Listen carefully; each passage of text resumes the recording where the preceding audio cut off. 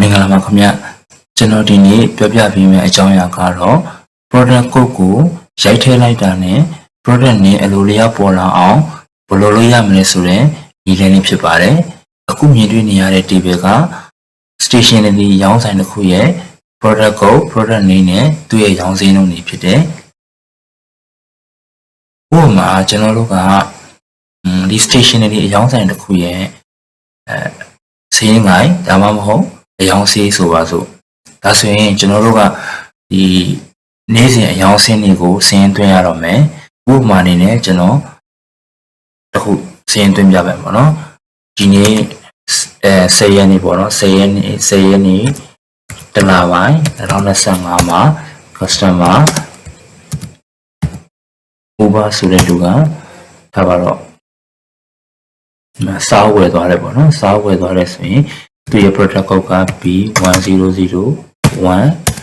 product name က BOK book quantity ကစာအုပ်ဆဲဝယ်သွားတယ်သူရဲ့ selling price က1000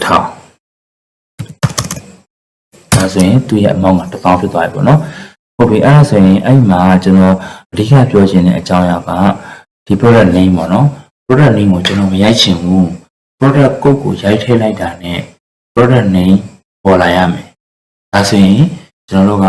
function တစ်ခုကိုအသုံးပြုဖို့လိုအပ်လာတယ်အဲ့ function ကဘာလဲဆိုတော့ VLOOKUP function ဖြစ်တယ်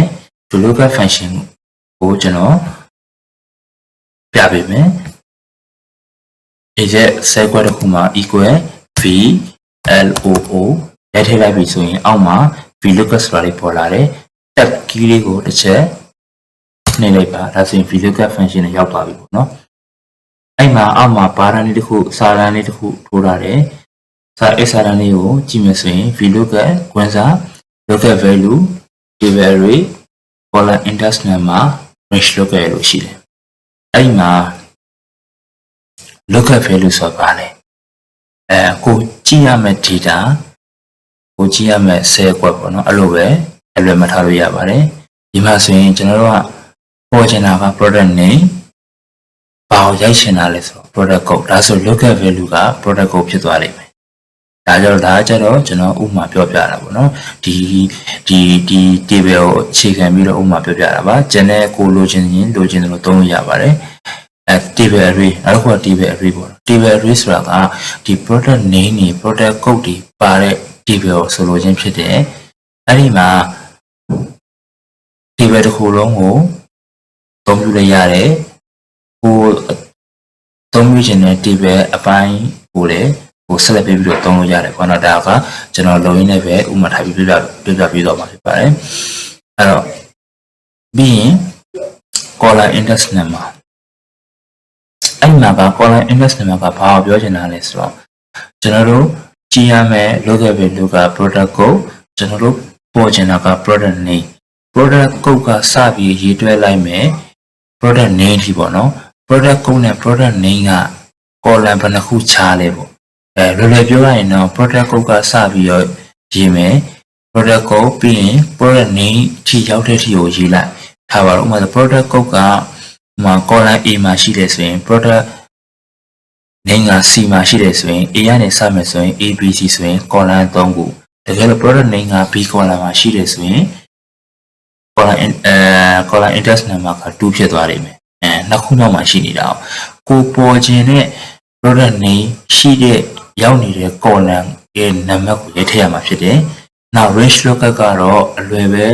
ပြောရမယ်ဆိုရင်တော့ကျွန်တော်တို့က true ဒါမှမဟုတ် false နော် true ဆိုတာကတော့ကျွန်တော်တို့က estimate ဖြစ်တယ် false ဆိုတာကကျတော့တိကျတာဖြစ်တယ်ပေါ့နော်အဲ့ဒါကကျွန်တော်ဒီဘက်ကဒီအကြောင်း table မှာလုပ်ပြရင်းနဲ့ပဲကျွန်တော်တခါလေးပြပြီးတော့မှာဖြစ်ပါတယ်အဲ့တော့ဟုတ်ပြီအဲ့ဆိုရင်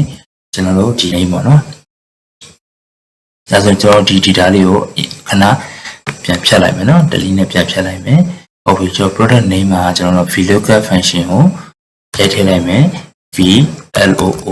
ရိုက်ထည့်လိုက်ပြီဆိုအောက်မှာ VLOOKUP ပေါ်လာပြီဆိုရင် tab key ကိုတစ်ချက်နှိပ်လိုက်ပါဒါဆိုရပြီဆိုရင်ကျွန်တော်အရင်ဆုံးဘာလုပ်ရမှာလဲဆို lookup value ဆိုတာကျွန်တော်ခုနပြောခဲ့သလိုပဲကိုကြည့်ရမယ့် data ဒါမှမဟုတ် cell ကွက်ဒါဆိုရင်ကျွန်တော်ကဘာကိုကြည့်မှာတော့ဘာကိုရိုက်ထည့်မှာတော့ဒါဆိုရင် product code ကိုရိုက်ထည့်မယ်ဆိုရင် product code ကိုကျွန်တော်ဆက်လက်ပေးလိုက်ဒါဆိုရင် C2 ဒါဆိုရင် product code ကိုရိုက်ထည့်မယ်လို့ကျွန်တော်ကသတ်မှတ်လို့ရပြီဟုတ်ပြီအဲ C2 ပြီးရင်ကျွန်တော်က local value ပြီးလို့ရှိရင်သူပြတဲ့အတိုင်းဆိုကျွန်တော် comma ကုတ်ရတော့မယ် comma ကုတ်လိုက်ပါပြီးရင် table array ရောက်သွားပြီ table array ဆိုတော့ကကျွန်တော်ခုနပြောခဲ့သလိုပဲ product code တွေ product name တွေပါတဲ့ table ပေါ့နော်ဒါဆိုရင်ကျွန်တော်က browser ရိုက်ထားတဲ့ table လေးကိုပြန်သွားပါဒီ table တစ်ခုလုံးကိုကျွန်တော်က select ပြီးလို့ရတယ်ဒါမှမဟုတ်လဲ select မပေးခြင်းလည်းရတယ်ကျွန်တော်ဒီမှာအခုကျွန်တော်ကိုပြောကျွန်တော်အခုဥမာပြရမယ်ဆိုရင်တော့ကျွန်တော်ကတော့ကိုလိုချင်တဲ့ဘန်မှာ select ပေးပြီးတော့ပဲသွားလိုက်မယ်ဟုတ်ပြီအဲ့ဒါဆိုရင်ကျွန်တော်က table array ဆိုရင်ကျွန်တော်စပြီးတော့လုပ်ခဲ့ပြီလို့ရှိတာက product code ဒီ A column ပေါ့နော် A column select ပြီးပေးမယ် product name ကိုကျွန်တော်သွားလိုက်မယ်ဒါဆိုရင် product name နဲ့ product code ကဘေးချင်းကဲရှိနေတာဖြစ်တဲ့အတွက်ကြောင့်မလို့ column ကလည်းနှစ်ခုရောက်မှရှိနေတယ်ဟုတ်ပြီအဲ့ဆိုရင် table array ကျွန်တော်ကပြီးသွားပြီပေါ့နော်အဲ့ဆိုရင် table array ပြီးသွားပြီဆိုရင်ကျွန်တော်က comma ခုတ်မယ် column index number ဒါဆိုရင်ကျွန်တော်ကခုနကျွန်တော်ပြောခဲ့သလိုပဲ product name ကဘယ်နှ column ရောက်မှရှိနေတာတော့ဒါဆိုရင် product name က product code ကစရည်မယ်ဆိုတော့ column ရောက်မှရှိနေဆိုရင်ကျွန်တော်က2ဆိုတဲ့ကဏ္ဍကိုရိုက်ထည့်မယ်ပြီးရင် comma ကုတ်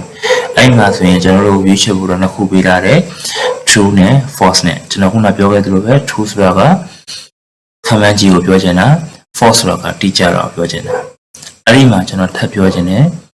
ကျွန်တော်က false ပဲအမြဲတမ်းရိုက်ကြတာပုံများပါတယ်ဘာဖြစ်လို့လဲဆိုတော့ဒါကကျွန်တော်ဥမာပေးလို့ဒါ BOK book pencil calculator ပေးရဆိုပြီးရှိနေတယ်တကယ်လို့နာမည်စင်တွေတာရှိခဲ့မယ်ဆိုရင်ကျွန်တော်က true တာရွေးမိခဲ့မယ်ဆိုရင်ကျွန်တော်ကထောက်တော့ BOK နေရာမှာ I ဖြစ်သွားမယ်ဆိုရင်ကျွန်တော်ကနာမည်တွေကသူနဲ့သက်ဆိုင်တဲ့နာမည်မကြားလာပဲနဲ့အနည်းဆက်ဆုံးနာမည်တွေကြားလာလိမ့်မယ်အဲ့တော့ကျွန်တော်ကအမြဲတမ်း VLOOKUP ကိုသုံးမယ်ဆိုတိုင်းကျွန်တော်က false ကိုပဲရွေးတာများတယ်အဲ့တော့ဒီနေရာမှာ FALSE false လို့လည်းရိုက်ထည့်လို့ရတယ်နောက်တစ်ခု false နေရာမှာအစားထိုးသုံးလို့ရတယ် false နဲ့0ကအတူတူပဲ true နဲ့1နဲ့အတူတူပဲအဲ့တော့ false လို့ရိုက်ထည့်ရင်ကျွန်တော်ကြားတယ်0ပဲရိုက်ထည့်လိုက်ဒါဆိုရင် VLOOKUP function ပြီးသွားပြီဒါဆိုရင်ကွင်းပြန်ပေးမယ် enter တစ်ချက်လေးလိုက်မယ်ဒါဆို VLOOKUP function ရပြီဒါဆိုကျွန်တော်တို့ကအရောင်းစင်းကိုကျွန်တော်ပြန်သွင်းကြည့်မယ်10ရက်တလ2025 customer ဥပပင် product ပုံနေရာမှာ B1001 ဟုတ်ပြီနော်ဒါဆိုရင် product ကိုရိုက်ထည့်လိုက်တာနဲ့ product name ကအဲ့လိုလျောက်တူ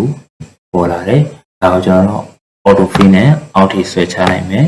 ဒါဆိုရင်ဟို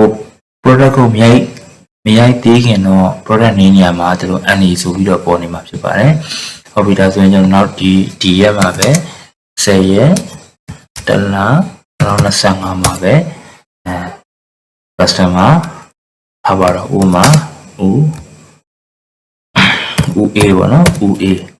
ကသူပါဝယ်သွားတာလဲဆိုတော့ copy ဒါဆိုရင် calculator ဝယ်သွားတယ် calculator ရဲ့ code က C1001 ဒါဆို calculator ပေါ်လာမယ်ဟုတ်ပြီအဲ့မှာဆိုရင်ဥပကစာအုပ်ကိုဘယ်နှအုပ်ဝယ်သွားတာလဲ10အုပ်ဝယ်သွားတယ် calculator ကဥရဲ့ calculator ကို9လုံးဝယ်သွားတယ်ဟုတ်ပြီဒါဆိုရင်ကျွန်တော်တို့က product name တော့မှကျွန်တော်ကချိန်လို့ရရင် selling price ကိုလည်းကျွန်တော်ကချိန်လိုက်ရင်ကျွန်တော်တို့လည်းအချိန်ပိုသက်သာတယ် data လည်းအမှားမရှိတော့ဘူးလောက်ရတာလည်းပိုပြီးမြန်ဆန်သွားနိုင်မယ်အဲကျွန်တော်တို့ selling price ကိုလည်းဒီ VLOOKUP function ကိုအသုံးပြုပြီးတော့ချိန်ကြည့်လိုက်ရအောင်အဲဆိုရင် VLOOKUP tab ကြီးတစ်ချက်ခုံမယ်ပြီးရင်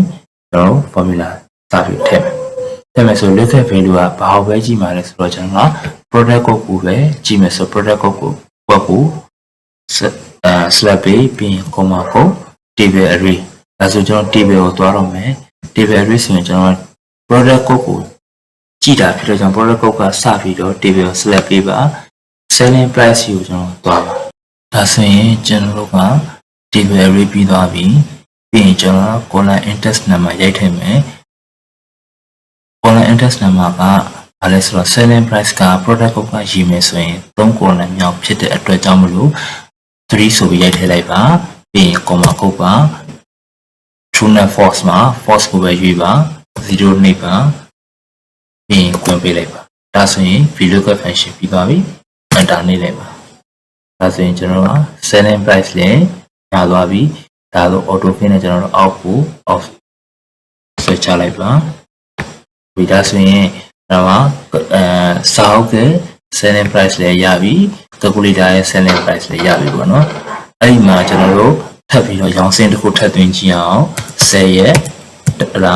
2025မှာ customer dot ထားပါတော့ဥမာဒေါ်မြပဲထားလိုက်ပါတော့ဗောနော်ဒေါ်မြရှိမယ်သူကဘာဝယ်တာလဲဆိုတော့ဟုတ်ပြီဒါဆိုရင် P 01001ဒါဆိုရင်ဘောပင်ဝယ်တယ်ဘောပင်ရဲ့ဈေးနှုန်းတစ်ခါတည်းကျလာတယ်P1001 ရိုက်ထည့်လိုက်တာနဲ့သူနဲ့ပတ်သက်တဲ့ product name ပန်ဆိုတာလည်းကြာလာတယ်သူရဲ့ selling price 600ဆိုတာလည်းကြာလာတယ်ပေါ့နော်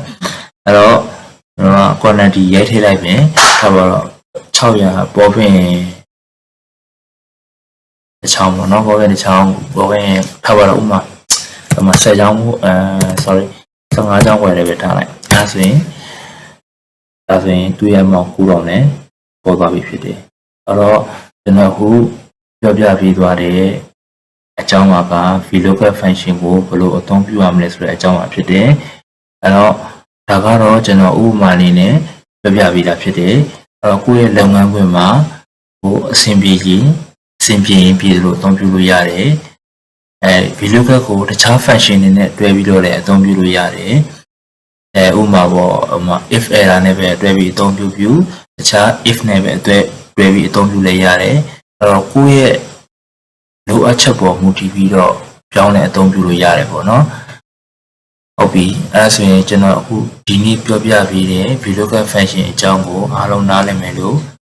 ညွှန်လင်းပါတယ်နောက်ထပ်ဗီဒီယိုဖိုင်တွေမှာလည်းမိတ်ဆွေတို့အတွက်အကျိုးရှိစေမယ့် Excel function တွေ Excel formula တွေနဲ့ Excel trick တွေကိုပြောပြပေးသွားမှာပါ